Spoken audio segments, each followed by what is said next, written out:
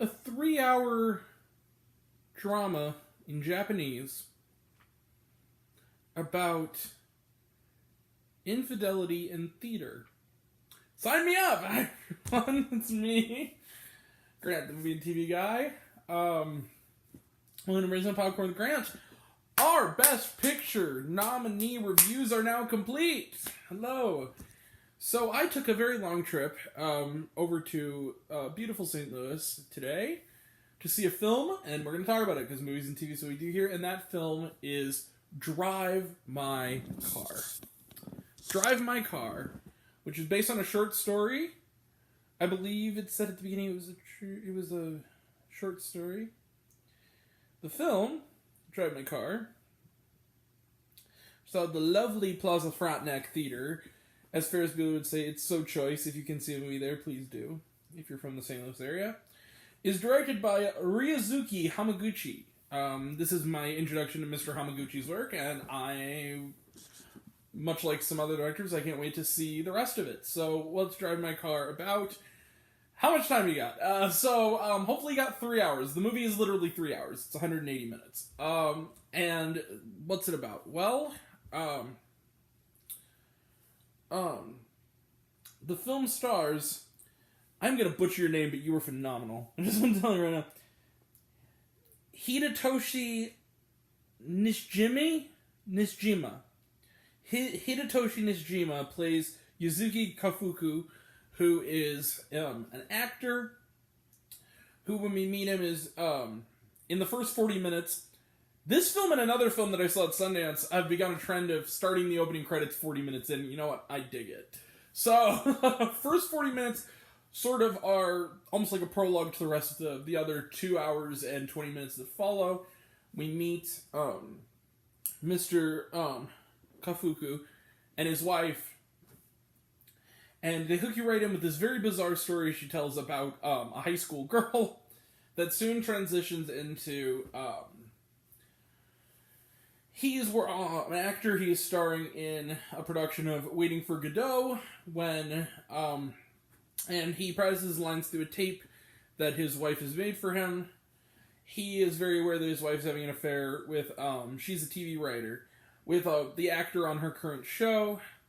She presumably wants to talk to him about it, sends him off to work. He comes home, she dies from a cerebral hemorrhage, tragically, and he can't go on. He decides to quit acting. 2 years later, he is now directing a production of Uncle Vanya. One of the actors who auditions is the man she was having an affair with, the young man has potentially sinisterly kind of wants to be involved in the life of Mr. Gosh, the name is hard to pronounce. Kafuku, sorry. Oh no, but then the other thing is his rhythms are met when he talks back to the audio tape his wife recorded, and in a weird symbolic way, it's sort of keeping her alive. But he can't, along with the combination of glaucoma in the left eye caused by an accident early in the film, to also a separate incident involving a former member of the theater company that resulted in a man's death. The theater company tells him, it's a non-starter. If you want to be involved in this company, you need a driver. So he gets a driver in the form of a young woman named Mizaki Watari. She is played terrifically also by Toko Mura. These names are going to be hard to pronounce. I'm just letting you know. She's very stoic, as is he. They both are going through a loss. Hers being the loss of her family and her family home. His of his wife. And she drives him. They get to know each other. They become friends. She sits in on his play rehearsals, and it's a very slow story where eventually insights are learned. That's all. I'll go with it from there. And will they learn to accept their grief and move on with their lives? Well, let's find out. So Drive My Car, that was a lot, I know. Drive My Car, I have to say this. Movies like Drive My Car are movies that make me regret the seeming need I have to release my best of list before the year's out.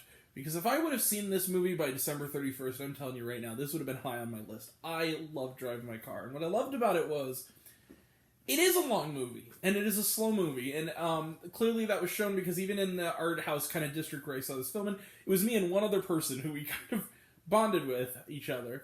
And also one guy for like 5 minutes for some reason, like an hour into the movie. I don't know why he was there, all just for like 5 minutes and left. But the thing about the movie is that, yes, it requires your attention. It also requires you from, as Annie Hall would say, see it from the beginning to the end. Like, that's where you have to see it. But it rewards your patience. Stick with it. It's long, but it really rewards it, and the payoff is so touching, and it's so poetic and beautiful. There's some great scenes in this movie. There's not a lot to say about it other than I just really loved it, and you need to just... As Kevin Smith said in his review of Half Nelson, like, just turn off this video and go,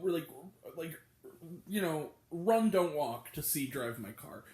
Drive your car to see Drive My Car. Just right now. And the thing that's beautiful about it is there are little scenes, like with him and the man his wife was having the affair with, who turns out to not be so savory. The two are sitting over drinks, and there's like a really touching scene where he's talking about how much he really was taken with, he doesn't seem to know that the lead, no, the young guy. And he says, I know what you're thinking. He goes, what? And he goes, you're thinking,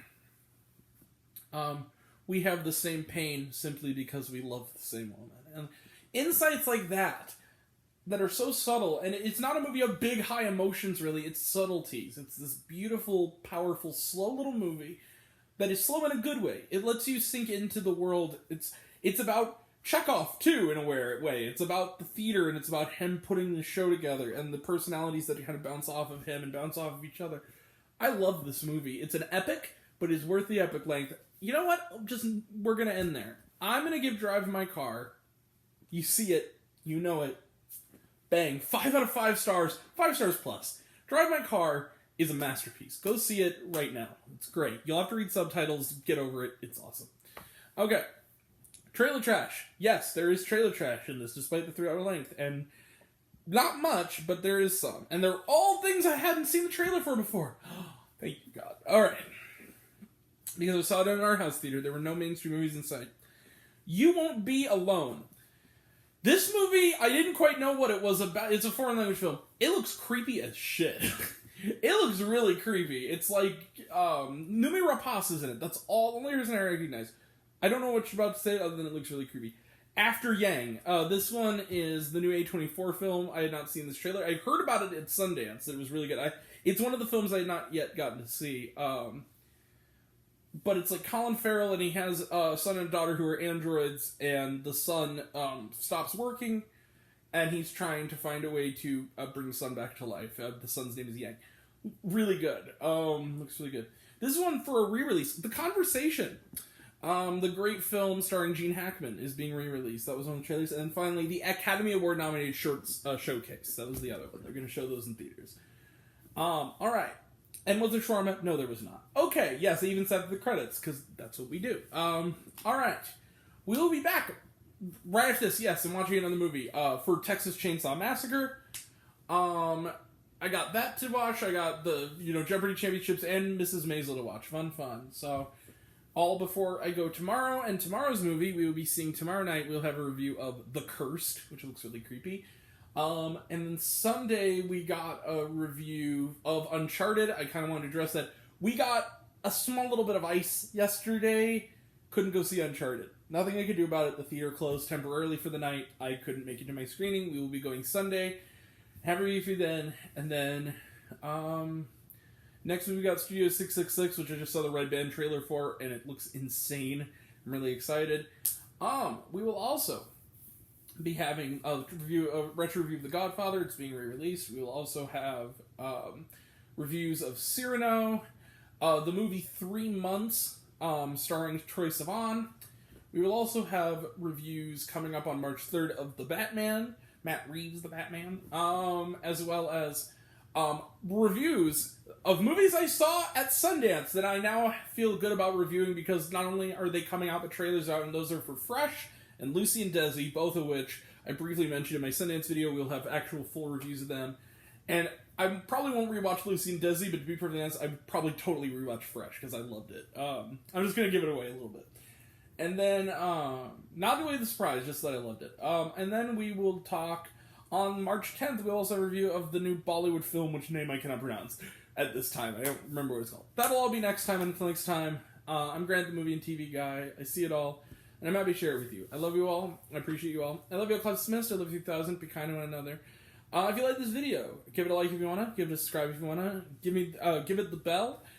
I don't know what it does, but that's what it's supposed to do, or so I've been told. If you want to find me elsewhere, reviews, lists, and other fun stuff, you can check me out on Letterboxd.com at Raising Popcorn with Grant. Some of you already have, but even if you haven't, take care of yourself, take care of your mental health. Also, if you want to watch my reviews of all 10 Best Picture nominees, there will be a playlist on my channel. Thank you, and until next time, we were all raised on popcorn, make mine with extra butter.